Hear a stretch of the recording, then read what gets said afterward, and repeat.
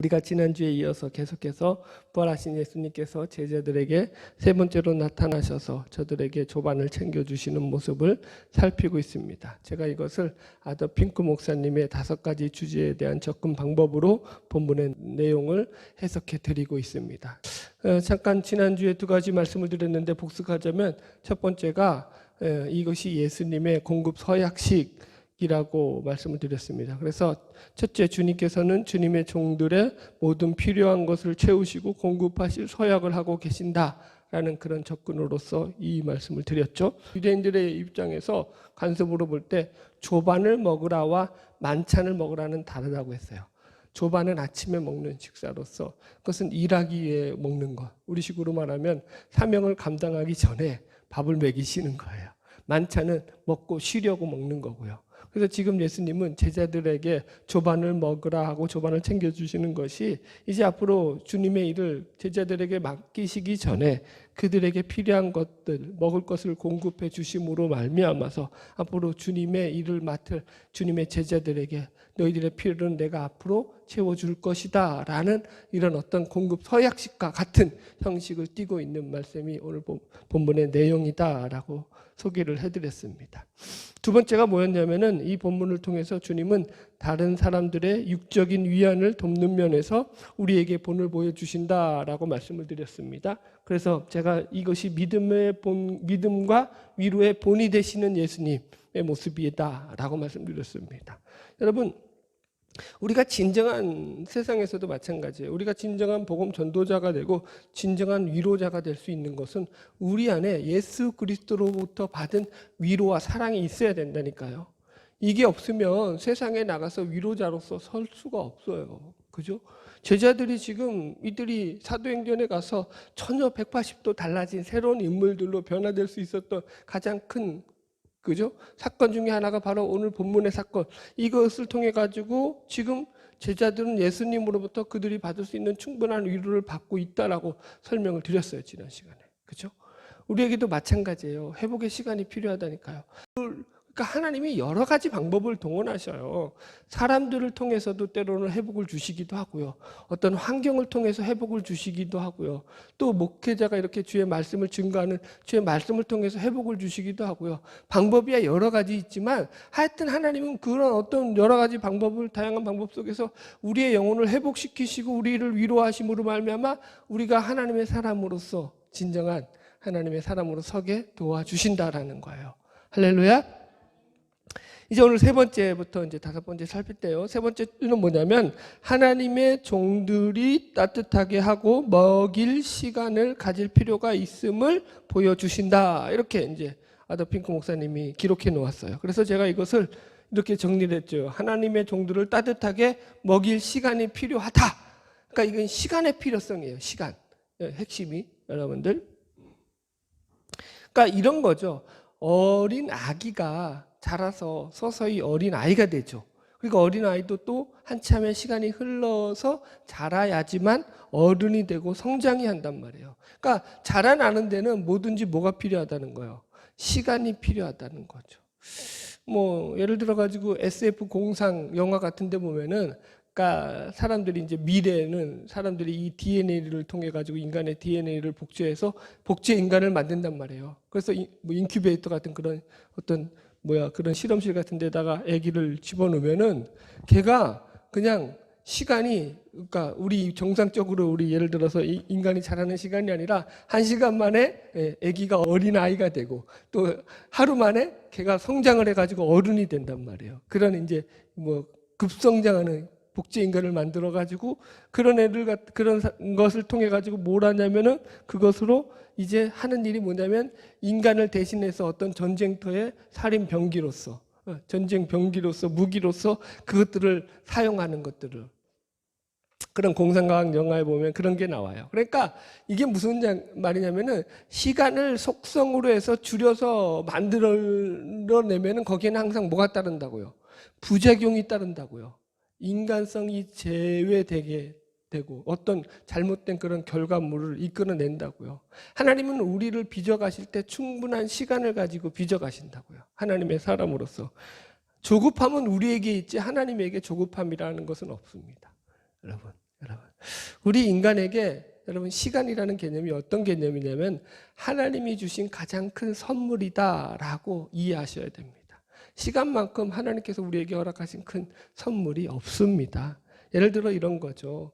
여러분, 시간이 있기 때문에 우리는 아까도 설명했지만 자라날 수 있고 성장할 수 있고 회복할 수 있고, 그죠? 또 잘못된 것을 다시 반성할 수 있고 깨달을 수 있고, 다시 그래서 그것을 통해 가지고 우리가 더욱더 성숙해 갈 수 있는 거예요. 시간이 없으면 그게 안 되죠. 이런 거예요. 예수님께서 제자들이 지금 어떤 상태에 있는지 누구보다 잘 알고 계시죠. 그래서 제자들에게 가장 필요한 게 뭐냐면 지금 제자들의 상처받은 마음, 그죠? 어떤 낙심된 이런 마음이 회복될 시간과 용기가 필요하다는 것을 아는 거예요. 그러니까 제자들에게는 지금 필요한 게, 가장 필요한 게 회복의 시간인 거죠. 예수님이 누구보다 그것을 잘 알고 계셔서 그래서 예수님은 지금 그들에게 그들의 조반을 챙겨주시는 이런 배려를 통해서 그들의 회복된 시간, 그래서 제자들에게 주님이 주시는 위로와 사랑의 모습들을 통해서 그들이 서서히 다시 하나님의 사람들로 세워지는 시간을 가지고 계신 거라고요. 그래서 이런 시간을 가리켜서 우리는 카이로스의 시간이라고 이야기합니다. 시간은 헬라어로 크게 두 가지 의미가 있어요. 카이로스, 의미 있는 시간. 그 다음에 의미 없는 시간, 그냥 흘러가는 시간, 째깍째깍. 그걸 갖다가 크로노스라고 합니다.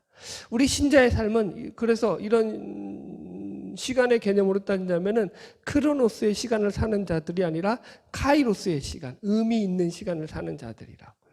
여러분, 이해하시죠? 무슨 말인지. 오늘 하루 어떻게 시간을 보내셨어요, 여러분들? 여러분들 만약 여러분이 그냥 TV를 보면서 아무 의미 없이 시간을 보냈다면 그것은 크로노스의 시간을 보내신 거예요. 여러분. 그러나 여러분들 뭐 이거는 여러분 직장에서도 마찬가지예요. 내가 직장에서 일을 했다고 그게 카이로스의 시간이 아니에요. 내가 돈을 벌었다고, 세상에서 돈을 버는 일을 열심히 했다, 그게 카이로스가 아닌 거예요. 우리 신자에게 카이로스는 내가 집안에 그냥 있었을지언정, 내가 또 밖에 나가서 일을 했을지언정 그 시간이 주님의 나라와 주님의 뜻을 이루는 것으로서 내 마음이 거기를 향해서 그 일들을 행하고 있었다면 그것이 카이로스라고요. 어떤 시간을 살아야 된다고요? 우리 하나님의 자녀들은 카이로스의 시간을 사셔야 된다고요. 의미 있는 시간을 사시라고요. 하나님의 자녀답게 하나님께서는 우리를 빚어가는 이 시간을 드리고 있다라는 것을 성경에서 우리는 확인할 수 있죠. 여러분, 하나님이 아브라함을 빚어가시는데 75세에 아브라함을 부르셨잖아요. 그런데 이삭을 낳기까지 아브라함이 얼마의 시간이 걸렸죠?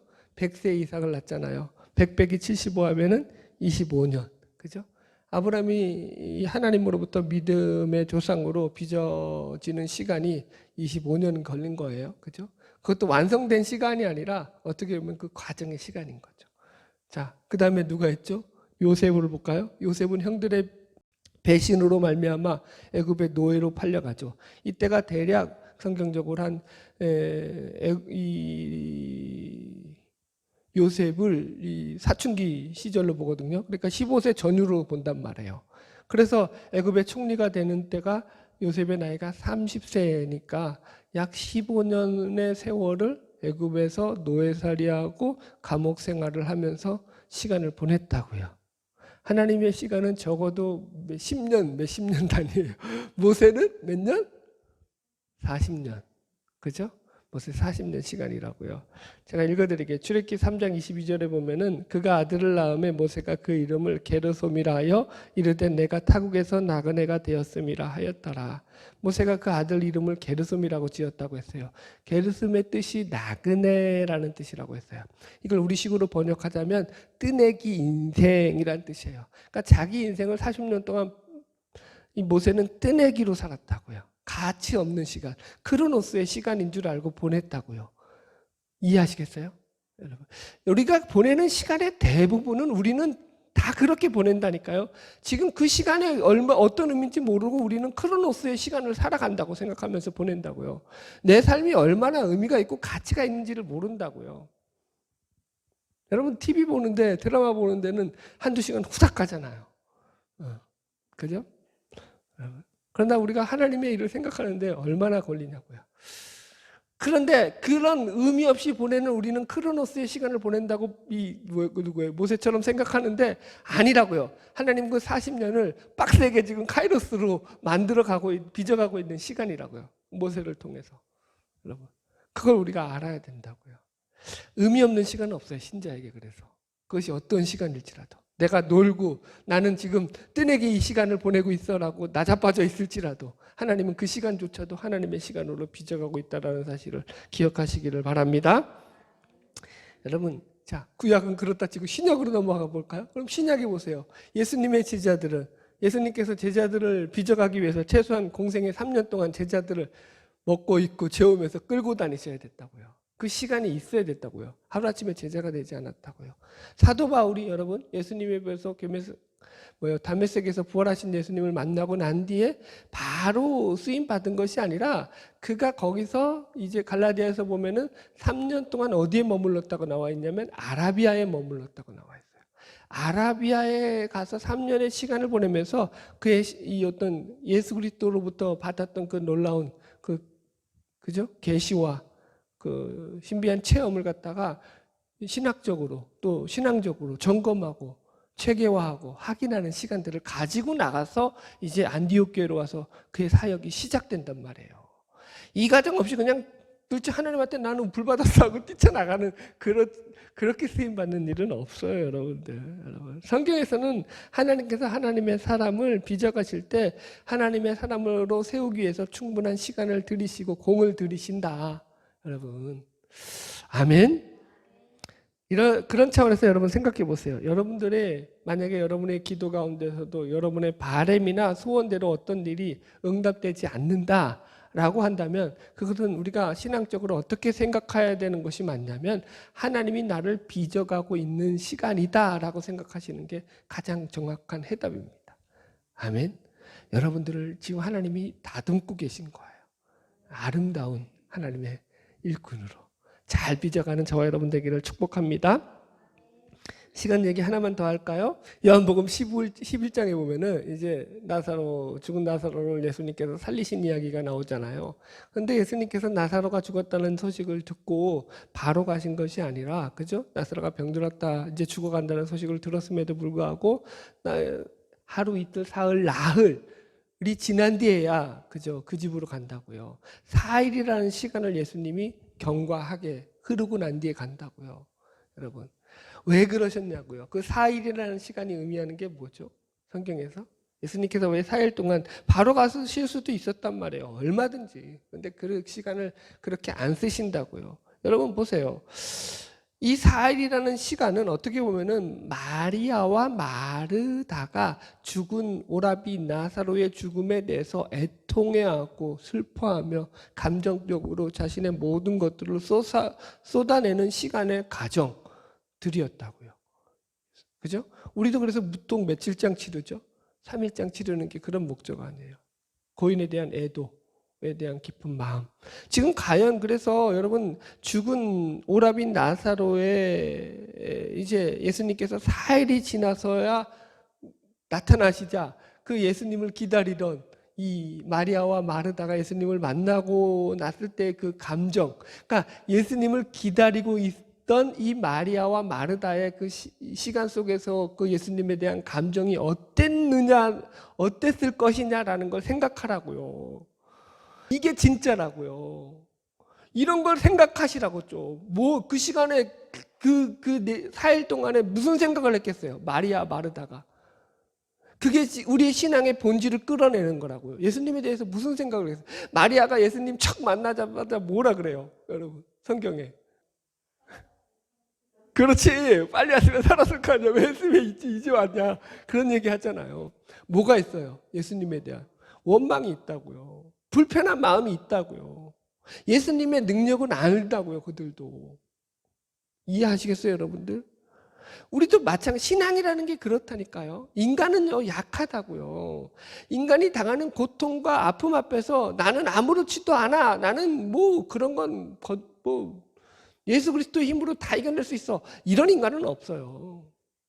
고난과 아픔 앞에서는 누구나 절망하고 아파하고 낙심한다고요. 예수님은 그 시간을 지금 마리아와 마르다를 통해서 허락하고 계시다고요. 충분히 너희들 아파했지. 나를 원망할 만큼 심지어 그것을 통해서 뭐 하죠? 지금 무슨 목적이 있다고요, 하나님이? 예수님이 지금 마리아와 마르다를 통해 가지고 무슨 목적을 두시고 하시는 거예요? 그냥 나사로 살려줘서 그냥 끝장 보자는 거예요?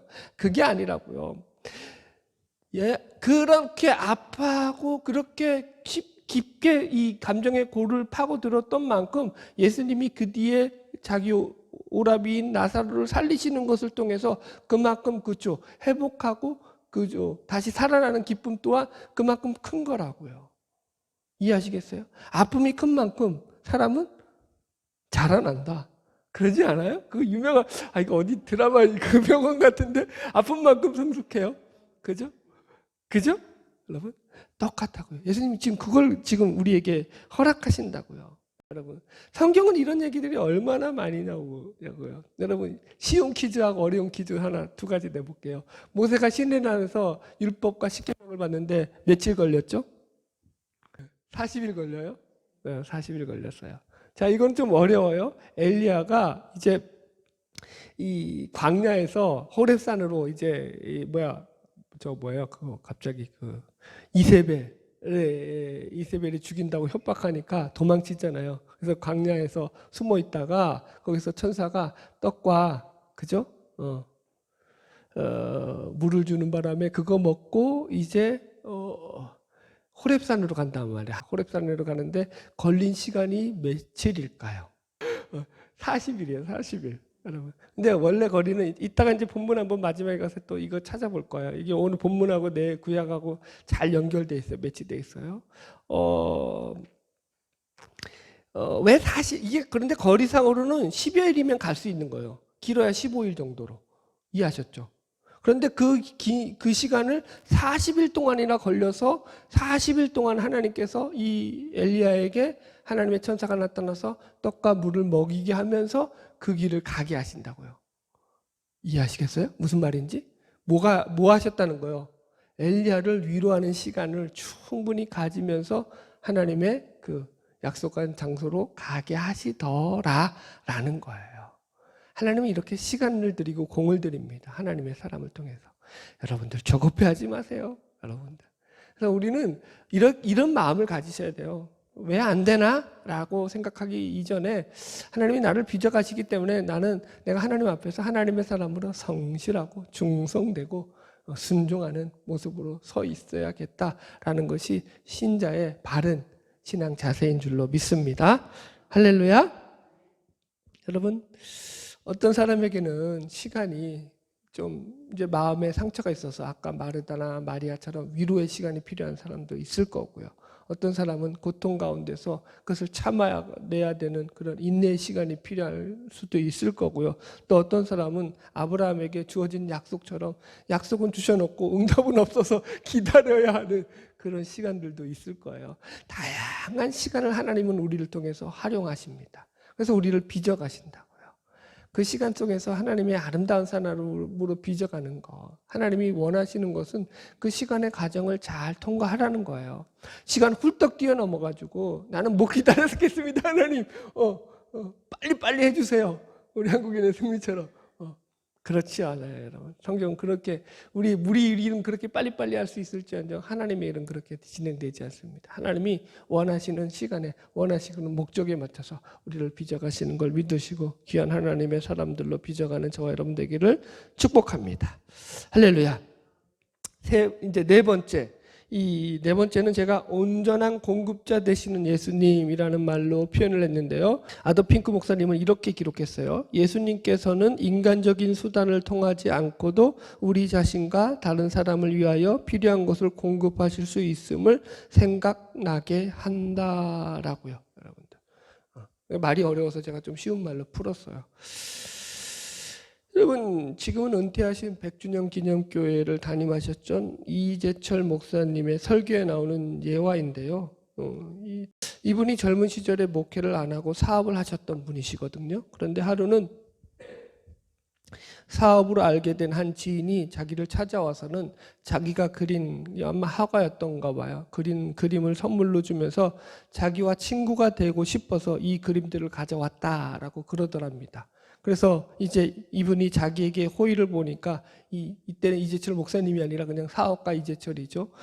이재철이라는 분이 이 그림을 가지고 온 이 사람에게 자기에게 호의를 베풀었으니까 자기도 호의를 베풀어야겠다라는 생각으로 아주 좋은 호텔에 가서 근사한 레스토랑에서 아주 비싼 식사를 대접하고 아주 그냥 자기가 할 수 있는 최대한의 예의를 갖추고 그를 기분 좋게 돌려보냈다고 합니다. 그런데 며칠 뒤에 이 사람이 자살을 했다라는 소식이 들어온 거예요. 깜짝 놀랐죠. 알고 봤더니 그 지인을 통해서 알게 된 사연이 뭐냐면 이 사람은 사실은 생계가 어려운 사람이었어요. 밥 먹고 살기가 힘든 사람이어서 지인들을 찾아다니면서 그가 누가 됐든지 간에 자기 그림을 갖다 주고 그 그림값으로 지인들이 주는 얼마의 그 돈, 그죠? 그걸 가지고 생계를 유지했던 사람이에요. 근데 그걸 알 리가 없던 이재철 씨는 자기에게 호의를 베푼다고 생각하고 근사한 식사를 대접했는데 거기서 보세요. 자기는 돈이 필요한데 당장 먹고 살 돈이 필요한 이 사람에게 진짜 그거 먹으면서 소화가 됐겠냐고요. 그거 먹으면서 더 자신의 어떤 그 처량함과 자신의 어떤 굴욕적인 그런 어떤 비감, 비참함을 느꼈던 것이겠죠. 그리고 자살을 했던 것 같아요. 그러니까 이게 엄청난 충격이었죠, 이분에게는. 그래서 이재철 목사님이 평생에 자기가 저지른 이 실수를 반복하지 않겠다라는 그런 다짐으로 그 지인의 그림을 갖다가 액자를 만들어서 아직도 당신 방에다가 다른 것들은 다 그냥 없앨지라도 이것만은 자기가 아직까지 보관하고 있다고 그럽니다. 무슨 이야기 하시는지 이해가 가시겠죠? 여러분, 사람이라는 것은 누군가에게 진정한 구원자가 될 수 없음을 분명히 알아야 됩니다. 우리는요, 여러분, 상대가 뭘 필요로 하는지, 무엇을 필요로 하는지도 정확히 알지 못할 뿐만 아니라 그것을 안다고 할지라도 그것을 지켜낼 능력이 없는 자들이라고요. 여러분, 안다고 여러분 그것이 지켜지던가요? 안 돼요. 여러분. 그렇지 않아요. 우리 인간은 그렇게 강한 존재가 아니에요. 그래서 성경은 우리 아버지 되시는 하나님께 우리의 필요를 구하라라고 이야기한다고요. 구하라 그러면 주실 것이요. 찾으라 그러면 찾을 것이요. 두드리라 그러면 열릴 것이라. 구하는 자에게 좋은 것으로 너희 아버지께서 주시지 않겠느냐고 말한다고요. 하나님께만 소망을 두라는 이야기예요. 여러분들. 여러분, 성경을 보면 이런 기록들이 참 많다고요. 여러분. 한 구절 찾아볼까요? 신명기 29장, 신명기 구약 29장 5절.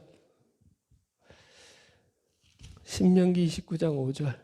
다 같이 읽읍시다. 시작. 주께서 40년 동안 너희를 광야에서 인도하게 하셨거니와 너희 몸의 옷이 낡아지지 아니하였고 너의 발의 신이 헤어지지 아니하였으며. 참 재밌는 말씀이에요. 하나님께서 광야 40년을 행진하는 동안 이스라엘 백성들에게 먹을 것과 마실 것만 해결해 준 것이 아니라 잘 보면 여기서 그들이 여러분 옷과 그 신이 그죠? 낡아지거나 헤어지지 아니하였다라고 나와요. 여러분들. 여러분 만약에 옷이 없으면 어떻게 되죠? 여러분들. 이 밤에는 그 찬기를 갖다가 견딜 수 없어서 얼어 죽거나 그죠? 신발이 없으면 강야에서 발이 되어서 여러분들. 근데 여러분 생각해 보세요. 우리가 이건 이제 인간의 의식주 문제잖아요. 가장 먹는 것뿐만 아니라 그래서 우리는 생활 필수품을 의식주라고 하잖아요. 먹고 입고 입을 자고 사는 주의 문제라고요, 여러분들. 지금 광야 40년 생활에서 이스라엘 백성에게 필요한 이 옷과 신발의 문제도 어떻게 보면 가장 필수 불가결한 그런 요소라고요. 우리는 하나님께서 먹고 마시는 것만 채워준 줄 아는데 먹고 입는 것도 채워주셨다고요, 여러분. 광야에서 여러분 옷을 만들 수 있었을까요? 없었을까요? 없다니까요. 그죠? 광야에서 무슨 옷을? 신발은요? 없다고요, 여러분들. 여러분 참 신기하지 않아요? 여러분 그것을 아무리 아껴 입고 사람이 여러분 옷을 갖다가 아무리 여러분 아껴 입는다고 한들 그게 광야에서 맨날 행진하고 신발을 아무리 아껴 신는다고 한들 그게 안 떨어지겠냐고요. 40년 동안에. 안 떨어질 수 있어요? 없어요? 없다고요.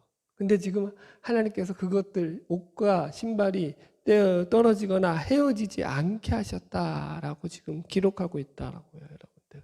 어떻게 그게 가능할 수 있다고요? 하나님께 여러분 이스라엘 백성들이 이거 헤어지지 않게 해달라고 옷 이거 헤어지지 않고 신발 빵꾸 나지 않게 해달라고 기도했나요? 기도해서 들어주신 거예요? 아니라니까요. 저들의 필요를 하나님께서 아시고 채워주신 거라니까요. 이런 거는 잘 안 본단 말이야.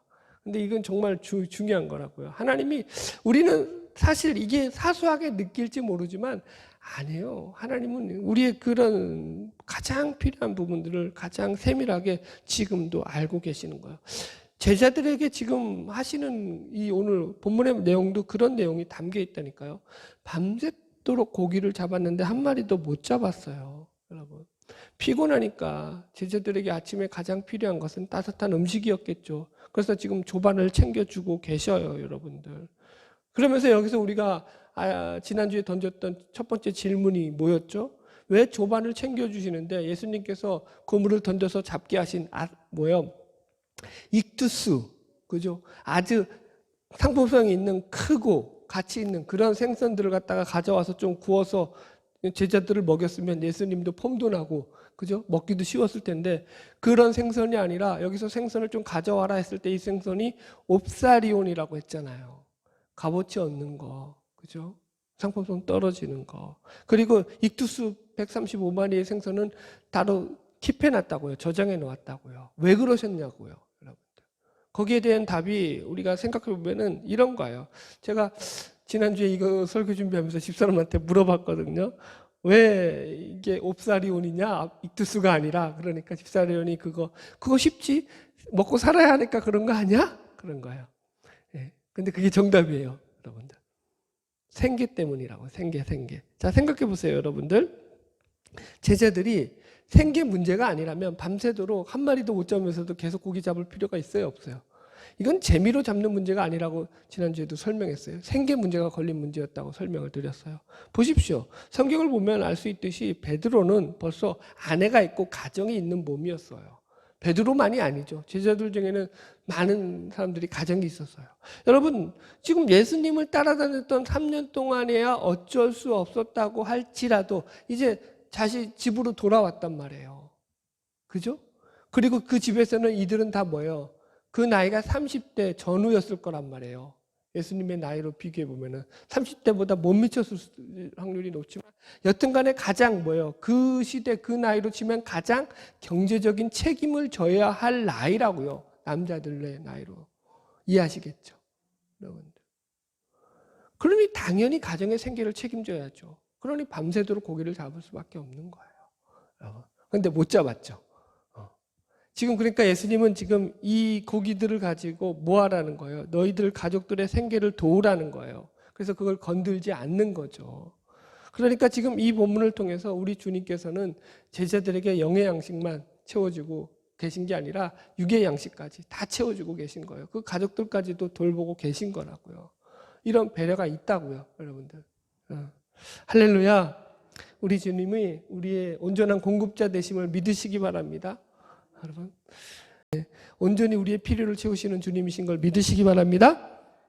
이제 마지막으로 다섯 번째는 뭐냐면 우리에게 용기를 주시는 예수님이라는 거예요. 그래서 이 아더핑크 목사님은 이렇게 얘기했어요. 이 인생이라는 거친 바다에서 고군분투하는 현재 싸움이 끝날 때 새롭게 힘주시고 만족해 하시는 일이 우리를 기다리고 있음을 알고 용기를 갖게 하신다. 확실히 외국인이라서 말은 되게 어렵겠어요. 여러분, 그래서 제가 이걸 새로운 사명을 가지고 나가는 용기를 주시는 것이라고 이렇게 쉽게 정리를 합니다. 성경을 보면은 하나님께서 주의 종들을 세우시면서 그들에게 용기를 주시고 희망을 주시는 모습을 발견하게 됩니다.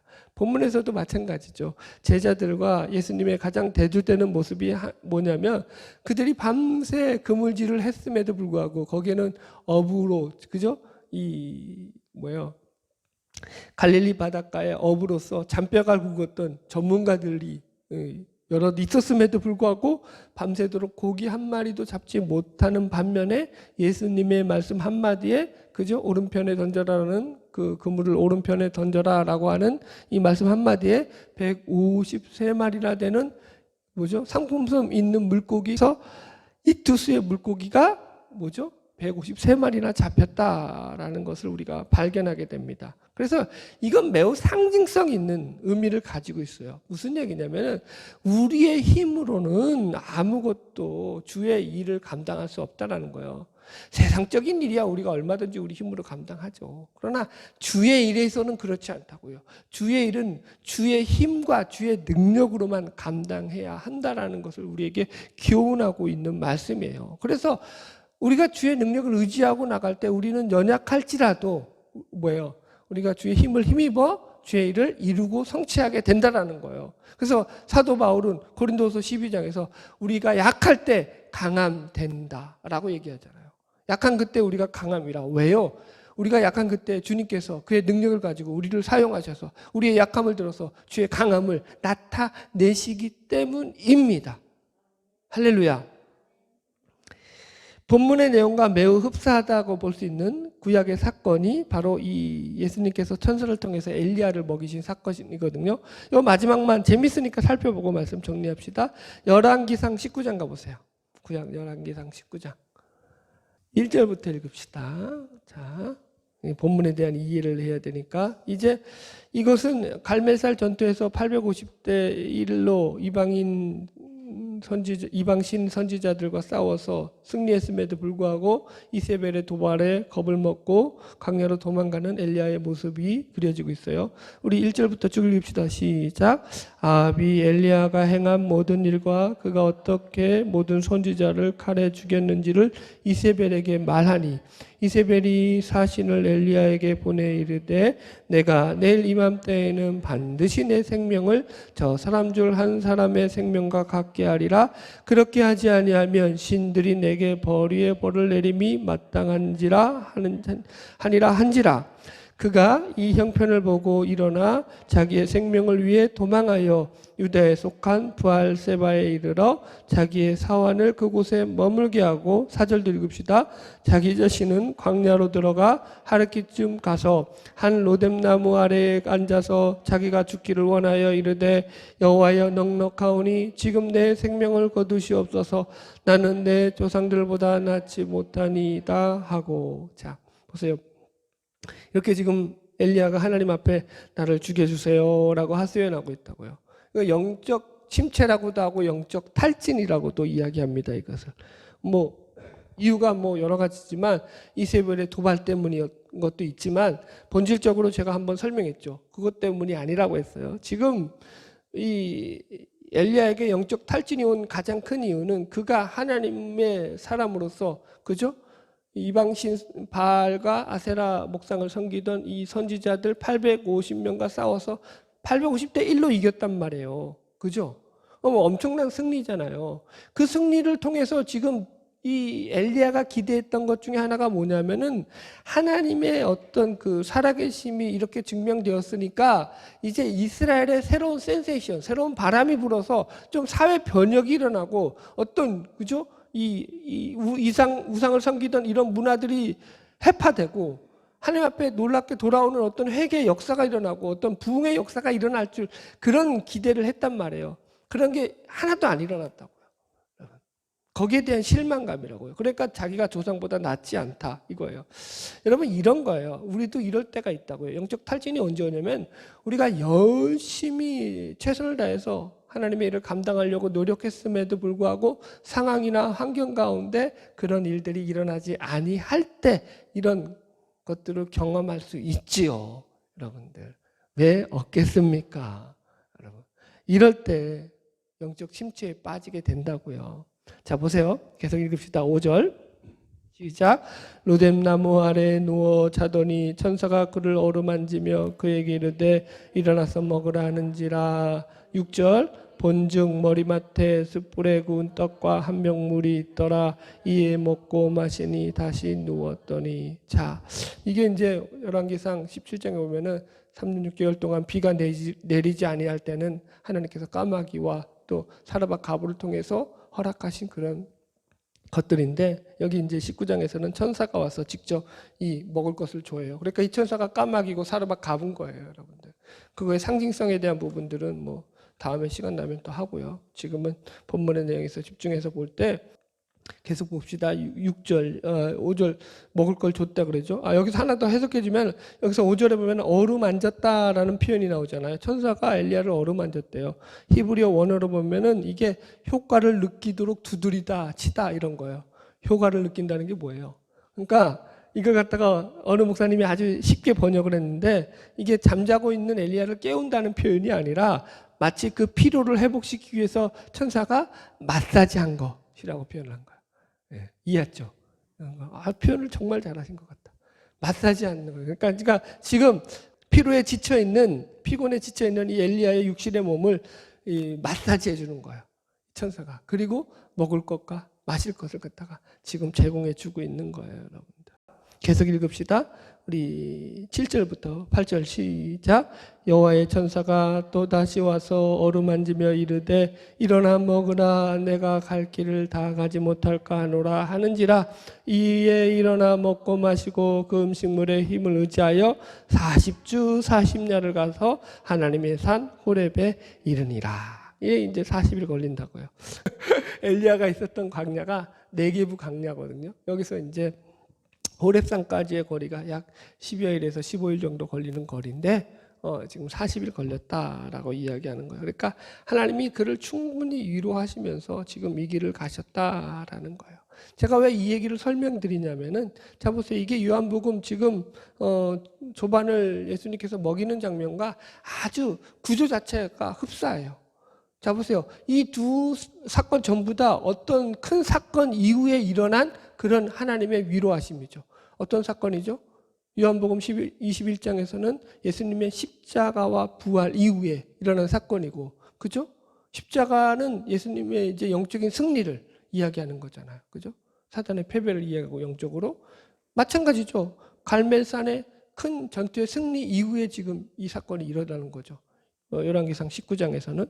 그 다음에 영적인 상태를 볼 때 이 요한복음 21장에서는 제자들은, 그죠? 영적인 어떤 그 자신들의 어떤 실패와 자신들의 그 부끄러움으로 인한 낙심감으로 지금 어떤 자들된 마음이 그 속에 가득 차 있던, 상처들이 가득 차 있던 상태죠. 지금 엘리야도 마찬가지죠. 영적인 침체를 맞고 있는 시간이라고요. 이제 하나님이 그들을 위로하고 있다고요. 자, 회복의 방법이 아주 흡사하죠. 예수님은 숯불에 떡과 생선을 구워서 제자들을 먹였죠. 천사가 여기 열왕기상 19장에서는 숯불에 있는 떡과 물을 주어서 그를 어루만짐으로 회복시키고 있죠. 그죠? 새로운 사명을 부여하는 장소도 비슷해요. 이 요한복음 21장에서는 뭐예요? 갈릴리로 가라. 그래서 갈릴리에서 이 일이 벌어지잖아요. 지금 여기 열왕기상 19장에서는 호렙산으로 가라. 그래서 호렙산에서 이 일이 벌어진다고요. 여러분. 그리고 새로운 사명을 맡기시는 것도 똑같다고요. 21장에서는 내 양을 먹여라. 그죠? 목양의 사명을 맡기시잖아요. 교회를 세우는 사명이라고요. 다른 말로 하면. 열왕기상 19장에서는 엘리야에게 새로운 사명이에요. 뒤에 시간이 많지 않아서 다 읽지 않지만 여러분들 가서 읽어보면은, 그러니까 이제 이스라엘의 이 새로운 왕으로 내가 에후를 세울 것이고, 그 다음에 엘리야 너를 대신해서 엘리사를 갖다가 선지자로 세울 것이고, 또 남은 자 7,000명을 갖다가 내가 남겨둘 것이다 라는 이야기들을 하나님께서 엘리야에게 하십니다. 그러니까 새로운 사명을 주는 것도 거의 비슷해요. 아주 구조가 똑같죠, 여러분들. 제가 왜 이 이야기를 이렇게 드리는 거예요? 하나님은 하나님의 사람이 실패하고 낙심하고 또는 영적 영적으로 침체가 오고 탈진이 왔을 때 그냥 내버려 두시지 않고 하나님이 말없이 그에게 천사를 보내든 어떤 방법을 통하든 찾아오셔서 그를 위로하시고 회복하신다라는 거예요. 다른 말도 필요 없죠, 여러분. 우리 하나님은 그런 분이시라는 걸 믿으시기 바랍니다. 여러분, 오늘도 여러분 우리가 하나님 안에서 이 믿음 가지고 살아가는 거예요. 우리가 이런 과정을 통해서 제자들이 회복됐고 엘리야가 회복되는 것처럼 우리들도 마찬가지예요. 여러분, 오늘 부활하신 후 세 번째 나타나신 예수님의 모습을 설명해 드렸습니다. 그들에게 조반을 먹이시는 모습을 통해서 실패한 제자들, 낙심한 제자들을 향해서 주님이 저들을 다시 세우시고 위로하시고 회복하시고 용기를 주시는 모습들을 제가 확인시켜 드렸습니다.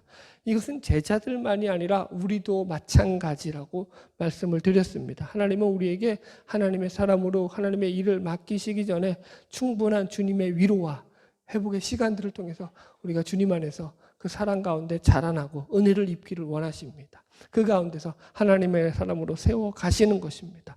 오늘도 우리가 그렇게 주님의 사람으로 세워져 가는 것을 믿으시기 바랍니다. 바라기는 저와 여러분 한 사람 한 사람이 이런 귀한 믿음의 사람으로 하나님 안에서 세워져 가기를 주의 이름으로 축복합니다. 기도하겠습니다.